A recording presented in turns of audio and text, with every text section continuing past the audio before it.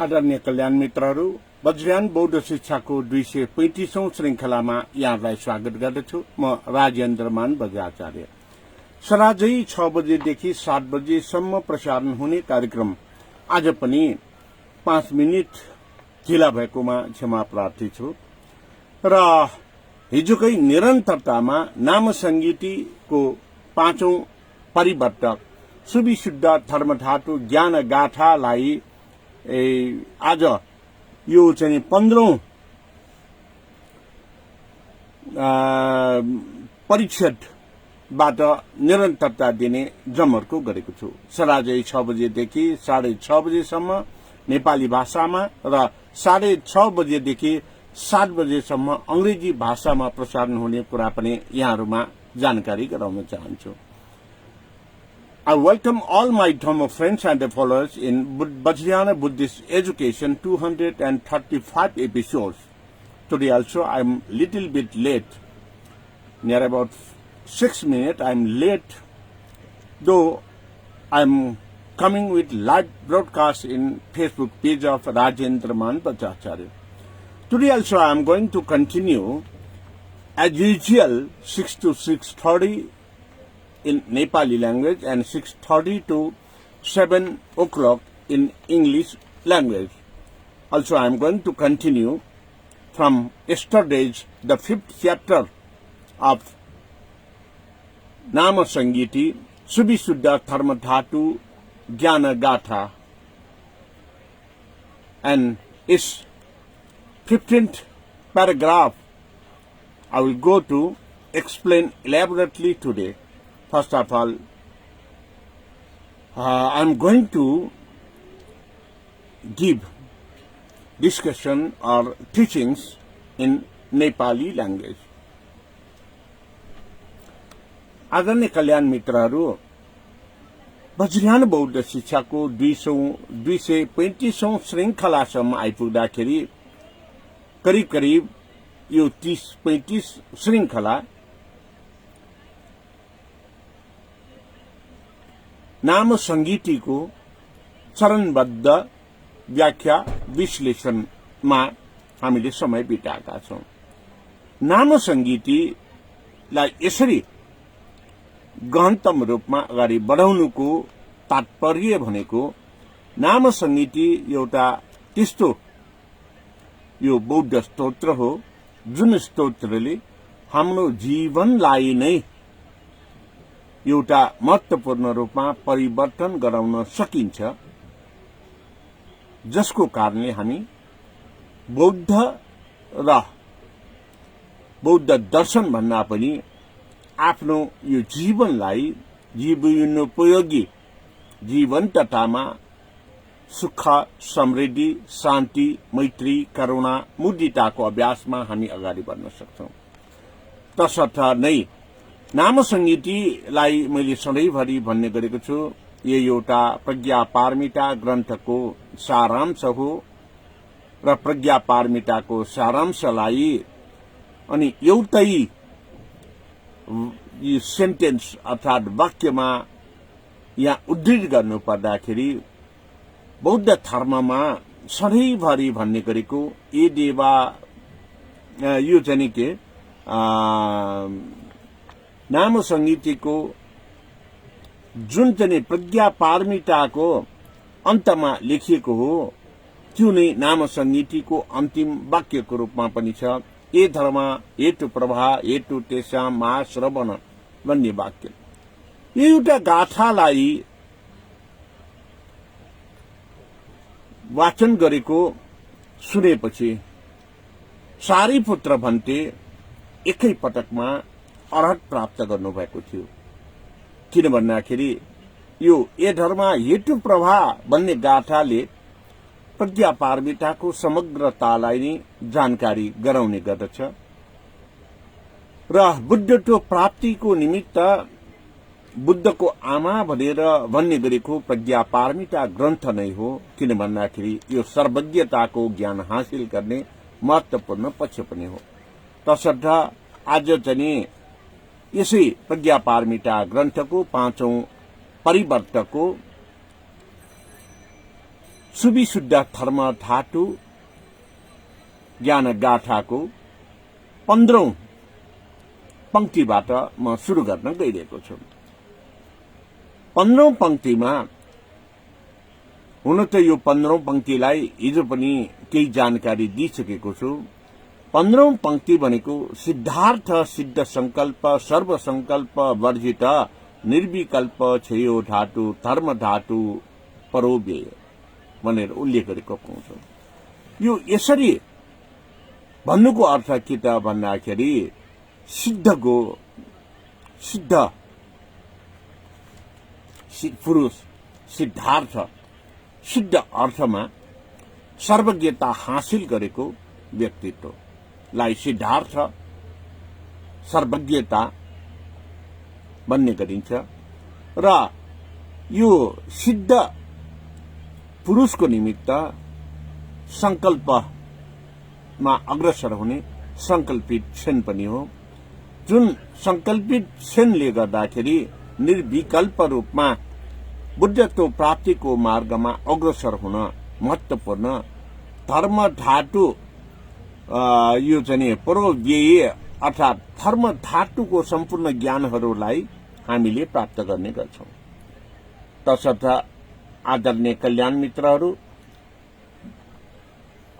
यसलाई हामीले भट्टारक मञ्जु घोषको ज्ञान, महामञ्जुश्री गुरुको ज्ञान, शाक्यमुनि बुद्धले बुद्धत्व प्राप्त गर्नको निमित्त तुसिटा भुवनबाट जम्बुद्वीपमा पदार्पण गर्दाखेरि नै सर्वज्ञता हासिल गर्नुभएका बोधिसत्वको स्वरूपमा श्वेतकेतु बोधिसत्व रहनुभएको कुरा र श्वेतकेतु बोधिसत्व भएको कारणले सिद्ध अर्थमा सिद्धार्थ भनेको हो र जन्मिनासाथ सिद्धार्थ गौतम भनेर राजकुमारको रूपमा नाम राखिए तापनि शुद्धोदन महाराजले सर्वार्थ सिद्ध भनेर नामाकरण गर्नुभएको हो।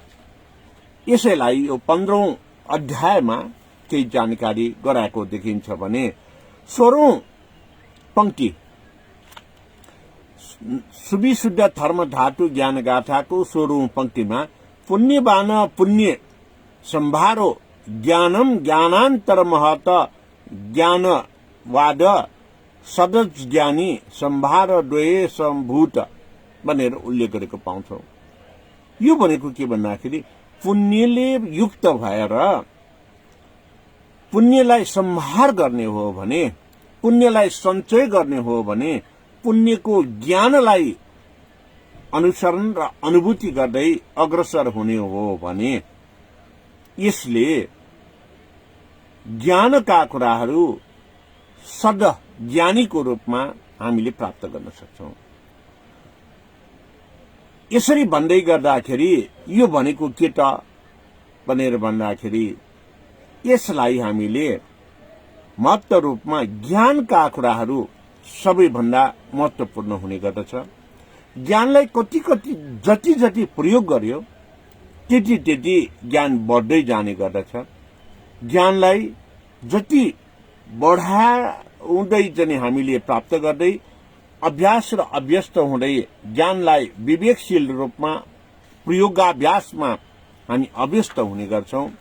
यो अभ्यस्त भएपछि जुन चाहिँ अरूलाई पनि हामीले वास्तविक रूपमा ज्ञानको बोध गराएर निर्वाण मार्गतर्फ उन्मुख गराउन सक्छौं। ज्ञान भनेको न कसैले चोर्न सक्छ, ज्ञान भनेको न हराउन सक्छ, न अरूलाई प्रदान गर्दाखेरि ज्ञान सकिने नै डर छ। ज्ञान जति प्रदान गर्दै गयो त्यति बढ्दै जान्छ। ज्ञान चोरले चोर्न पनि असम्भव छ। ज्ञानको प्रयोगाभ्यासले नै एकजना कोही पनि व्यक्तित्वलाई अज्ञानिताबाट ज्ञानी बनाएर पुद्गल प्राणीलाई बुद्धत्वको मार्गमा अग्रसर गराउँछ। तसर्थ ज्ञान र बुद्धिलाई प्रयोग गरेर विवेकशील भएको व्यक्तिलाई विश्वमा सधैँ र सबैले स्मरण गर्ने गरिन्छ भने राजा महाराजा वा अरू कोहीलाई आफ्नो देश वा आफ्नो पक्षका मानिसहरूले मात्रै स्मरण गर्ने गर्दछ। त्यसै कारणले पनि जुन ईसा पूर्व 623 मा जन्मनुभएका सिद्धार्थ सर्वार्थ सिद्ध राजकुमार 29 वर्षदेखि 35 वर्षसम्म ध्यान गरेर अलाराकारम जस्ता हिन्दू गुरुहरूबाट प्राप्त गरेको शिक्षाले आफूले केही उपलब्धि प्राप्त गर्न नसकेपछि स्वयंले त्यस स्थानबाट उठेर उर्बेला गयामा पुग्नुभयो र यसरी स्वयंले 4 आर्य सत्यका कुराहरू पत्ता लगाउन ध्यान गर्नुभयो। जुन ध्यान गर्दाखेरि खरमा बसेर ज्ञान मुद्रामा हस्त मुद्रा लिएर ध्यान गरेको 6औं दिनमा नै बुद्धत्व लाभ गर्नुभएको थियो। अब बुद्धत्व लाभ गरिसकेपछि उहाँ एकपल्ट मजाले हाँस्नुभयो। म बुद्ध भएँ भनेर खुसी हुनुभयो। तर एक्कासी उहाँलाई आफू त्यसरी खुसी भएकोमा पश्चातापका साथ म बुद्ध भएको भए, म सर्वज्ञता मैले हासिल गरेको भए म यसरी प्राप्त गरेको ज्ञानमा खुसी हुने थिएन, हर्षोल्लास बनाउने थिएन। किन भन्दाखेरि सत्यताको मार्गमा जाने सधैँ मध्यम मार्गमा हुने गर्दछ। दुःखमा पनि पश्चाताप वा दुखी भएर रुनी वा पीडा बोध गर्दैन, सुखीमा पनि खुसी हुने गर्दैन। अति सुखमय जीवन पनि बिताउँदैन, अति कष्टकारी जीवन पनि बिताउँदैन, मध्यम मार्गमा हुने गर्दछ। भने म बुद्ध भएँ भनेर हाँसेपछि म वास्तविक रूपमा मैले बुद्धत्व प्राप्त गरेको हो कि होइन, सत्य आर्य सत्यको ज्ञान प्राप्त गरेको हो कि होइन भनेर बुद्ध गयामा उहाँले 7 हप्तासम्म 7 प्रकारले 49 दिनसम्म संक्रमण ध्यान गर्नुभयो र संक्रमण ध्यान पश्चात मात्रै उहाँले आफूलाई बुद्धत्वको ज्ञान प्राप्त भएको महसुस गर्दै प्रथम धर्मचक्र प्रवर्तन श्रावक यानको आधारमा सारनाथमा गर्नुभयो। दोस्रो पल्ट महायानको आधारमा गिद्धकुट पर्वतमा गर्नुभयो र तेस्रो पल्ट वज्रयानको आधारमा तान्यकतक पर्वतमा गर्नुभएको थियो। तत्पश्चात नै उहाँलाई हामीले सिद्धार्थ सर्व यो चाहिँ ज्ञता हासिल गरेको बुद्धको रूपमा तथागत शाक्य सिंह बुद्धको रूपमा हामीले चिनारी पाएका थियौं। र यसैलाई जब हामी यो 16औं सुविशुद्ध धर्मधातु ज्ञान गाथाको 16औं चाहिँ अध्यायमा पुग्नु गाडी पुण्य यो चाहिँ 17औंमा पुग्नु गाडी 15औं अध्यायमा हामीले यो पुण्यबान पुण्य सम्भारो भनेको यही पुण्य 84 लाख जुनी पार गर्दै अगाडि बढेको पुण्य फलले नै उहाँले बुद्धत्व प्राप्त गर्न सक्नु भएको हो र त्यसैलाई नै एउटा शाश्वत धर्मको रूपमा लिएको हामीले पाउन सक्छौं। यसैलाई दृष्टान्त गर्नको हेतु नाम संगीति सुविशुद्ध धर्मधातु ज्ञान गाथाको 17औं पंक्तिमा के उल्लेख गरिएको छ भन्दाखेरि साक्षातो विश्वराध्योगी ध्यानम देयो धियापति। शाश्वतो विश्वराध्योगी ध्यानम देयो धियोपति प्रत्यात्मक वेद्योग याचल परमाद्य श्रीकाय धृक भनेर उल्लेख गरेको पाउँछ। अब यसरी उल्लेख गर्नुको उद्देश्य भनेको के त ध्यानम धियो धिएपति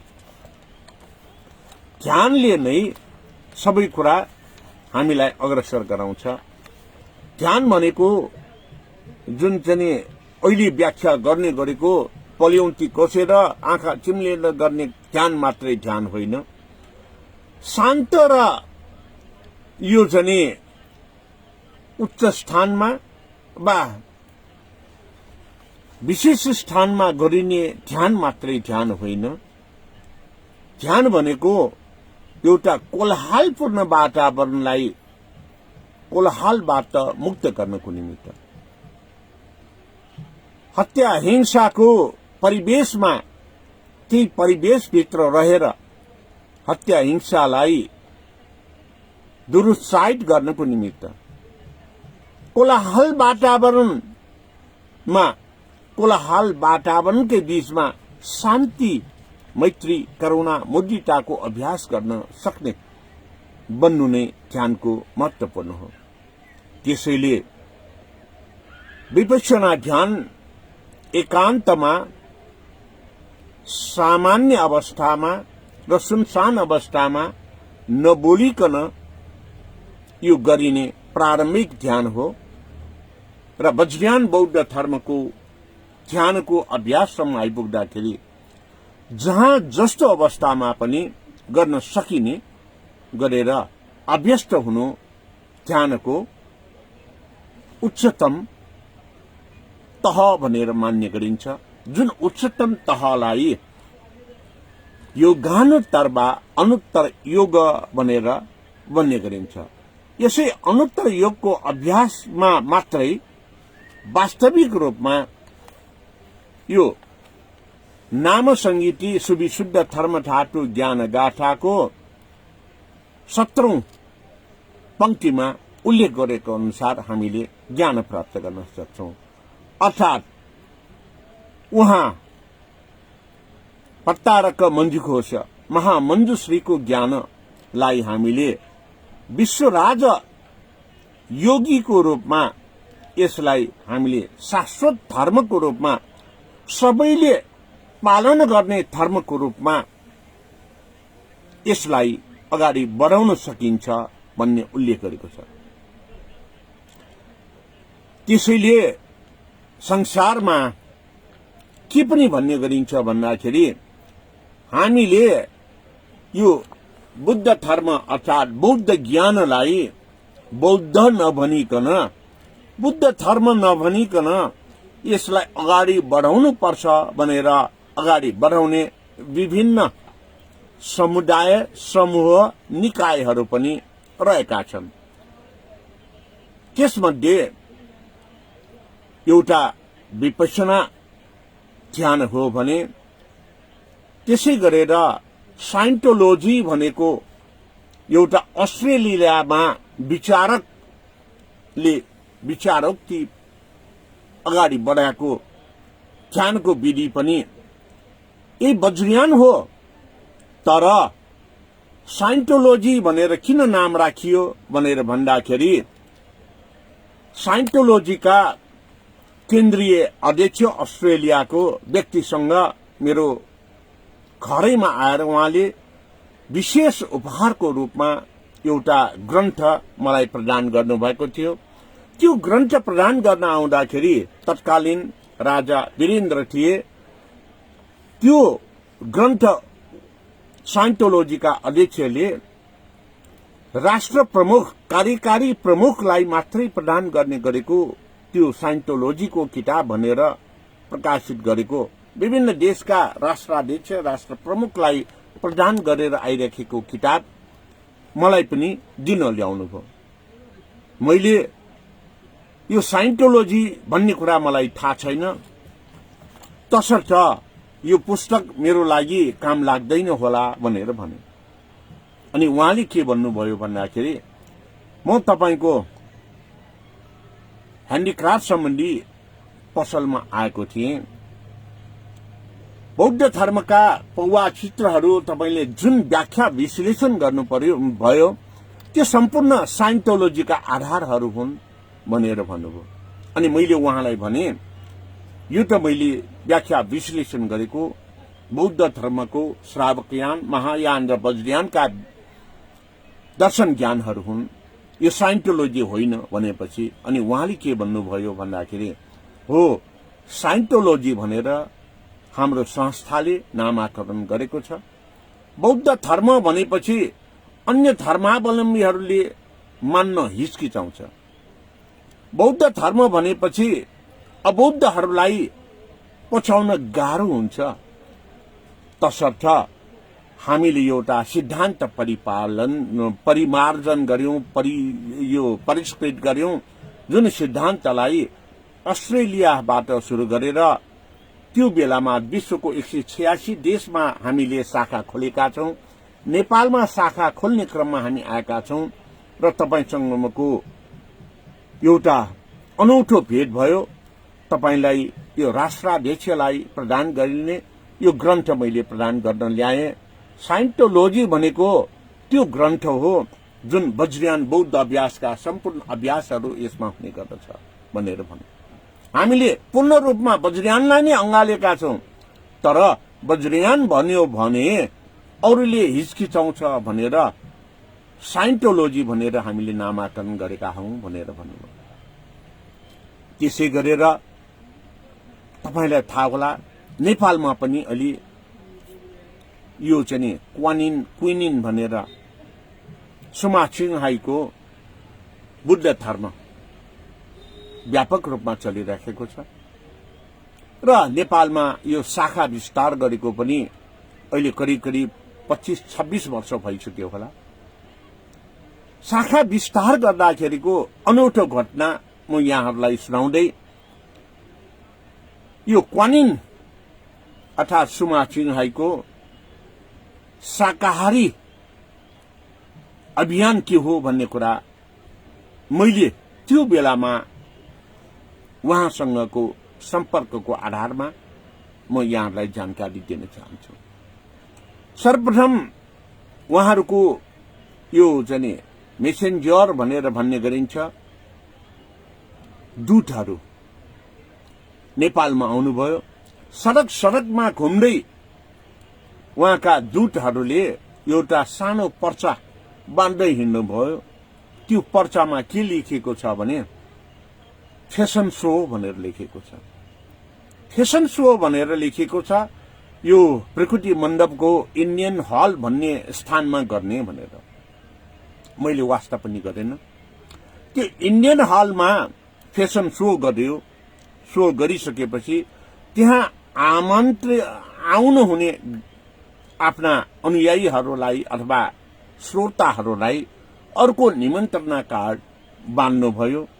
त्यो निमन्त्रणा कार्ड के थियो भन्दाखेरि पुस्तक प्रदर्शन भनेर।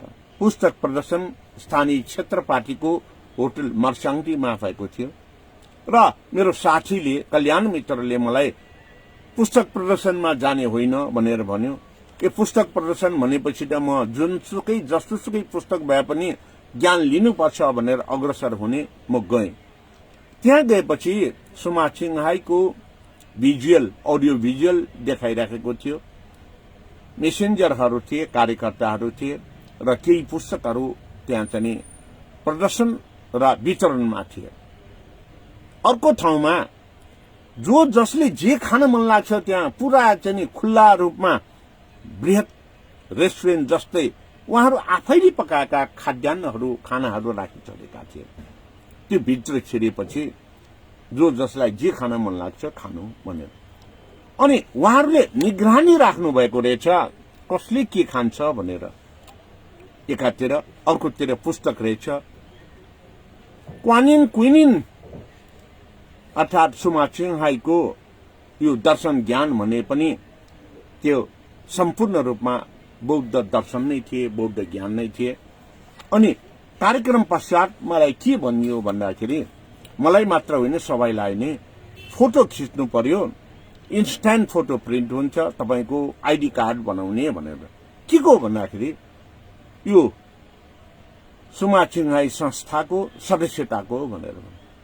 अनि म भने म कुनै पनि संस्थाको वास्तविकता जानकारी नगरिकन मैले सदस्यता लिन्न भनेपछि जसले फोटो खिच्नु भनेर भनेको थियो उहाँले एकजना मेसेन्जर प्रमुख मेसेन्जरलाई भेट्नु भनेर मलाई देखाउनु भयो।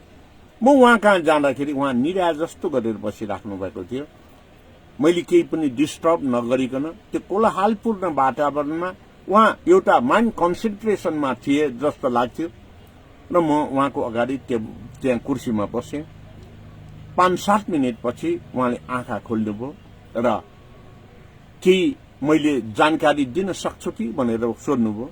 मैले भने मलाई सदस्यताको लागि फोटो खिच्न भनेर भन्नुभयो, तर म संस्थाको बारेमा नबुझिकन फोटो खिचाउँदिन भनेपछि तपाईसँग भेट गर्न भनेर भन्नुभयो। त्यति भनेपछि उहाँले मलाई के भन्नुभयो भन्दाखेरि एउटा टेलिप्याथिकको कुरा गर्नुभयो। आज हाम्रो यो सुमा छिङहाई मूल व्यक्ति जसले आफूलाई बुद्ध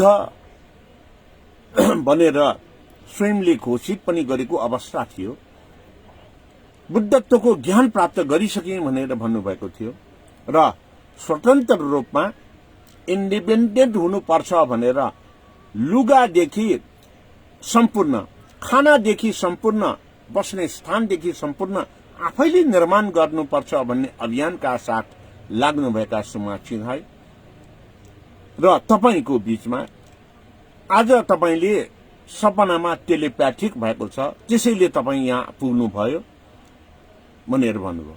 मलाई अलि आश्चर्य पनि लाग्यो। अनि मैले भने सपनामा त मैले केही देखेको थिएँ भनेर भने। अनि मैले सपनामा देखेका कुराहरू त्यो मेसेन्जर बनेर आउनुभएका दूतले तपाईले आज यो सपना देख्नु भएको हो भनेर भन्नुभयो।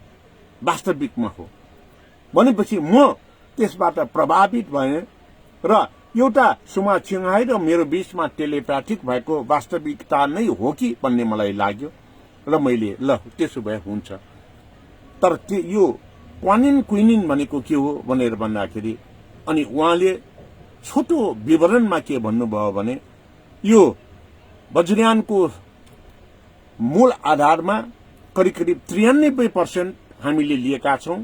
त्यसलाई सबैले रुचाउन्, सबैले पालना गरून् भनेर हामीले क्वानिन क्विनिन मेथड फिलोसफी भनेर राखेका छौं। शाकाहारी अभियान हो र वज्रयानको मूलभूत तत्त्वलाई हामीले ग्रहण गरेका छौं भनेर भन्नुभयो।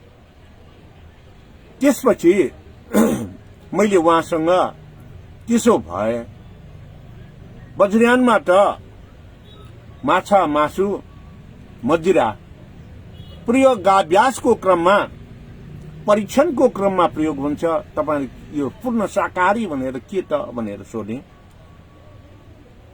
अनि उहाँले एउटा उदाहरण दिनुभयो। क्वानिन र क्विनिन भनेको लाइट एन्ड साउन्ड मेथड हो। लाइट प्रकाश नभइकन हामीले वस्तु पहिचान गर्न सक्दैन, शब्द स्वर नभइकन हामीले सुन्न सक्दैन। यो पंच इन्द्रियका कुराहरू हुन् र यी पंच इन्द्रियका कुराहरूलाई ग्रहण गर्ने र पंच र इन्द्रियलाई हामीले काबुमा राख्नको निमित्त लाइट एन्ड साउन्ड अत्यावश्यक भए जस्तै बुद्धत्व मार्गमा अझ शाकाहारी मार्गमा प्रवेश गर्नको निमित्त मध्य मांसको प्रयोगाभ्यास पनि आवश्यक छ भनेर भन्नुभयो। यो सुरुवातमा हामी प्रयोग गर्छौं, तत्पश्चात हामी वर्जित नै गर्छौं भनेर भन्नुभयो। मलाई त्यसबाट पनि प्रभावित गर्यो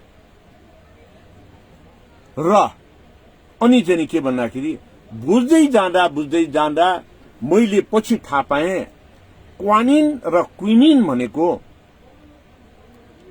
ईसापूर्व 2रो शताब्दीमा नै उत्कृष्ट स्तरमा तथागत बोधिसत्व आर्यावलोकितेश्वरको दर्शन ज्ञानमा आधारित वज्रयानको महत्वपूर्ण अभ्यास रहेछ। तपाईले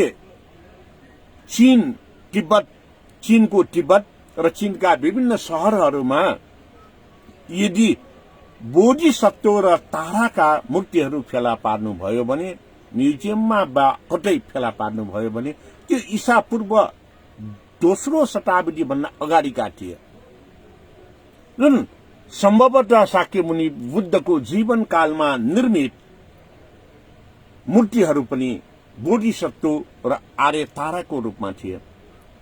अर्थात् पञ्चबुद्ध पञ्चताराको ज्ञान पुग्नुभन्दा अगाडिका आर्यावलोकितेश्वरका ज्ञानहरू, महामञ्जुश्री गुरुका मूर्तिका ज्ञानहरू बारेमा अभ्यस्त हुने प्रयास नै क्वानिन र क्विनिन रहेछ बोधिसत्व र तारा भन्ने कुरा। तपाईँ अहिले त सजिलो छ, युट्युब, गुगल वा अन्यत्र तपाईँले सर्च गरेर हेर्नुहोस्, यही नै देख्नुहुनेछ। वास्तवमा यो चाहिँ लाइट अन साउन्ड भनेर हामीलाई आकर्षित गर्नको निमित्त मात्रै प्रयोग गरेको हो।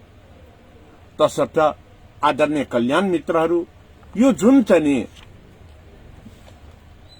नाम संगीति सुविशुद्ध धर्मधातु ज्ञान गाथाको 17औं परिच्छेदमा उल्लेख भएको ज्ञान भनेको शाश्वत विश्व राज्यज्ञ ध्यानम ध्येयो विद्यापति प्रत्यात्म वेदित याचल परमाद्य त्रिकाय त्रिक भनेको यसरी नै हामीले बुझ्ने शाश्वत ज्ञान हो, सत्यताको ज्ञान हो, सत्यको मार्गमा अग्रसर हुने ज्ञान हो। र त्रिकाय अर्थात् त्रिकाय भनेपछि बुद्धकाय, धर्मकाय, संघकाय, जसलाई हामीले त्रिरत्न भनेर पनि भन्ने गर्छौं। यो त्रिकायको ज्ञान पनि यी शाश्वत विश्व राज्यज्ञ ध्यानम ध्येय विद्यापति शाश्वत धर्ममा हामी अग्रसर भएपछि ध्यानम ध्येयपट्टि ध्यानमा हामी पूर्णता प्राप्त गर्दै यो चाहिँ अनुत्तर योगमा हामी पारङ्गत भएपछि हामीले प्राप्त गर्ने ज्ञान भनेको नै त्रिकायको ज्ञान हो। र यो त्रिकायको ज्ञानबाट नै हामीले महत्वपूर्ण रूपमा एउटै जुनीमा यो मानव जीवनमा हामी बुद्ध हुन सक्छौं, बुद्धत्व प्राप्त गर्न सक्छौं भन्ने कुरा बोध गराउने, बोध हुने महत्वपूर्ण क्षण हो। ध्यानका 5 तहहरू मैले बारम्बार उल्लेख गर्ने गरेको छु, जसलाई प्रारम्भमा ध्यान भनेर भन्ने गरिन्छ। जुन प्रारम्भिक ध्यानमा हामीले मनलाई एकचित्तता गर्ने गरिन्छ र एकचित्तता गर्ने बेलामा त्यसपछि हामीले यो एकचित्तता गरिसकेपछि त्यो आफ्नो एकचित्तताले आफ्नो मन, आफ्नो यो चाहिँ नाकबाट लिने गन्ध, आँखाले देख्ने दृश्य, कानले सुन्ने शब्द वा स्वर र स्पर्श गरेर चाल पाउने अनुभव र अनुभूतिलाई हाम्रो मन चित्तले एकाग्रता गर्ने नै ध्यानको प्रारम्भ हो भने यसले स्पर्श गरेर, हेरेर, देखेर, सुनेर गर्ने भनेको योग हो। यसरी गरेको योगलाई हामीले एकै ठाउँमा समाधिस्थ भएर त्यो ज्ञानसँग हामीले बोध गरेकासँग प्रतिबोध गर्दै दृश्यलाई हामीले दृश्यावलोकन गर्दै एकचित्ततामा बस्ने योग हो। र त्यसलाई हामीले अनि चाहिँ ठिक वा बेठिक भनेर मूल्याङ्कन गर्ने, अनुगमन गर्ने, मोनिटरिङ गर्ने भनेको पुरस्चरण हो।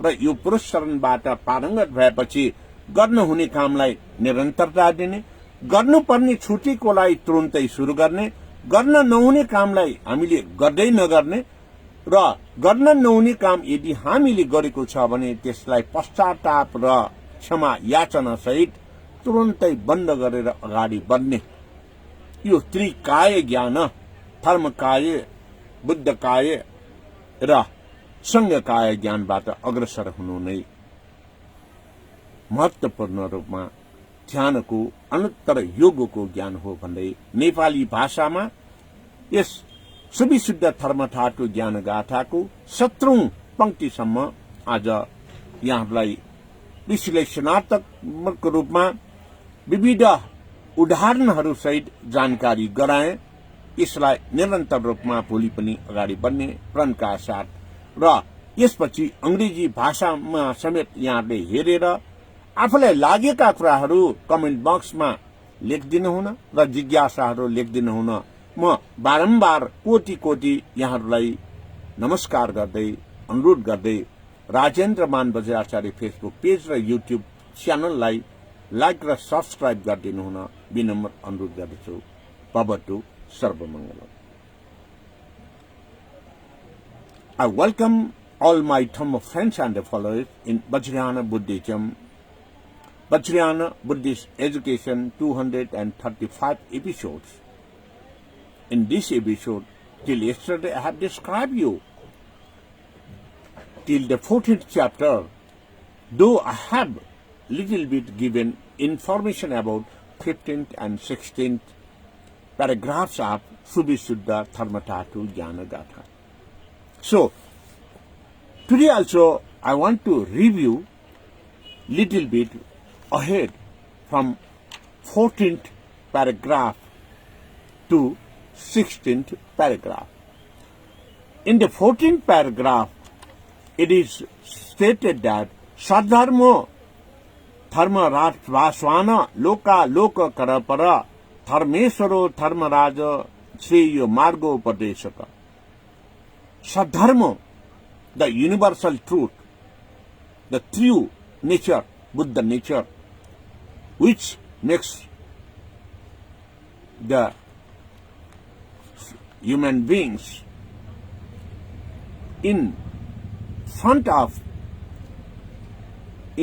line to help the other sentient things, to cure their diseases, their pains, to liberate them from lost hatred and the greediness.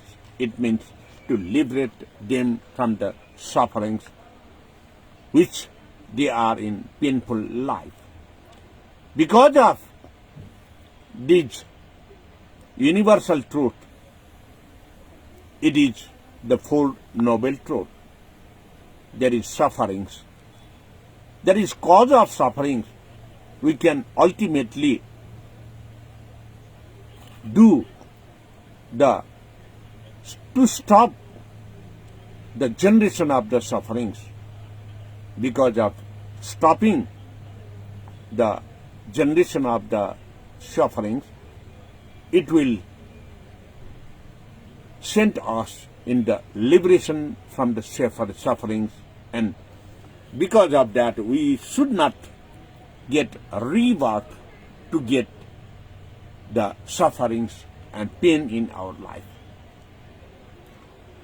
These actions and activities is utmost important, not only by reading the books, not only by getting the knowledge and wisdom from the teachers, but also we must practice in our life by oneself.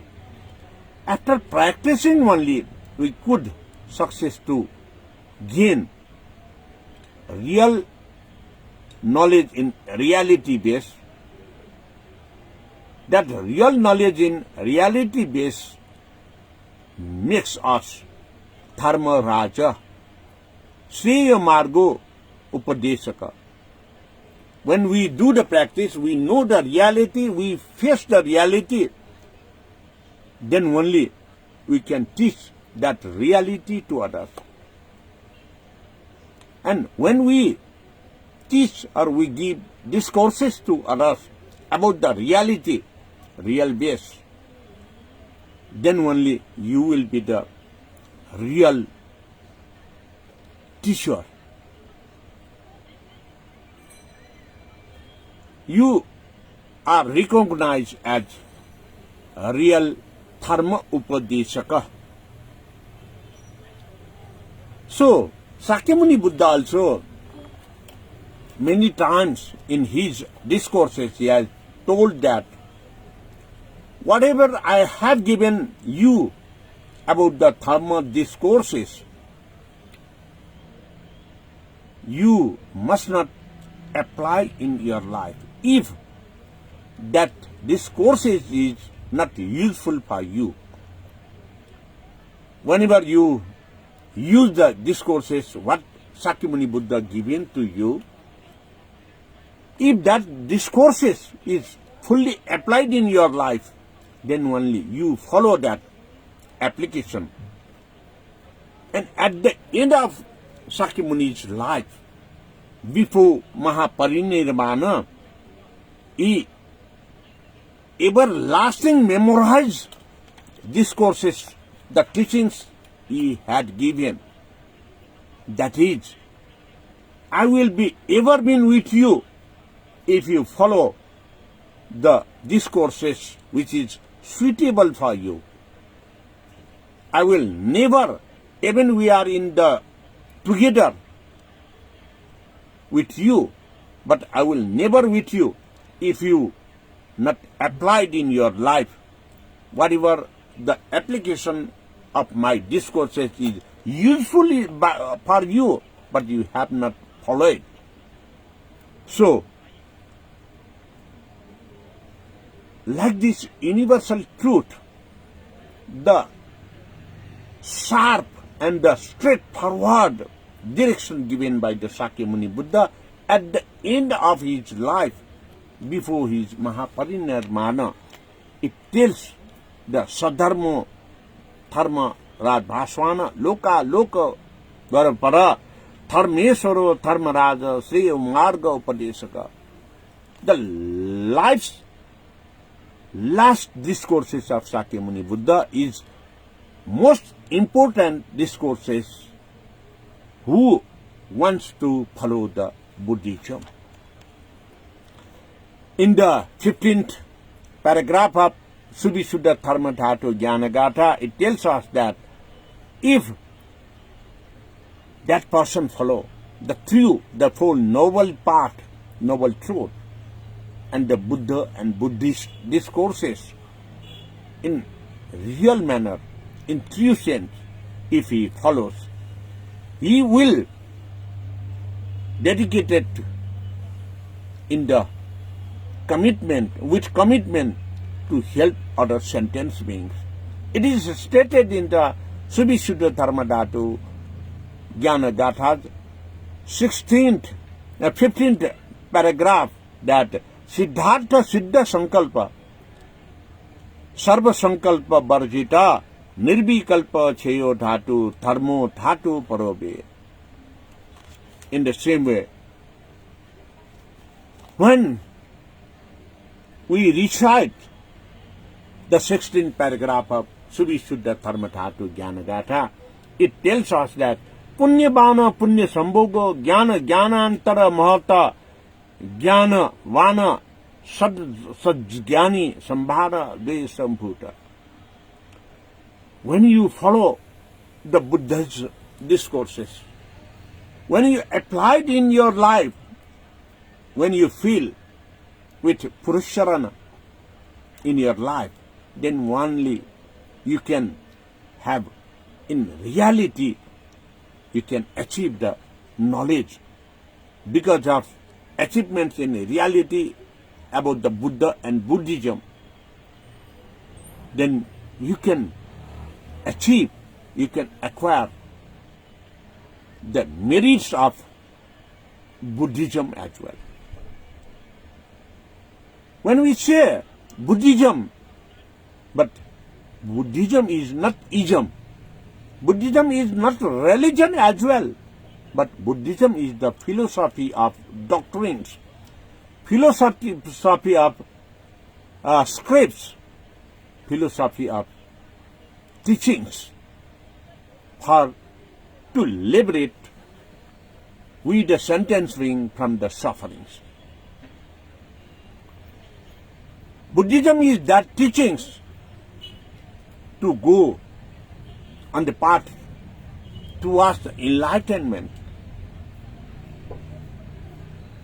In Buddhism, there are all teachings, not only the realism, Buddhist religion, Buddhist technique.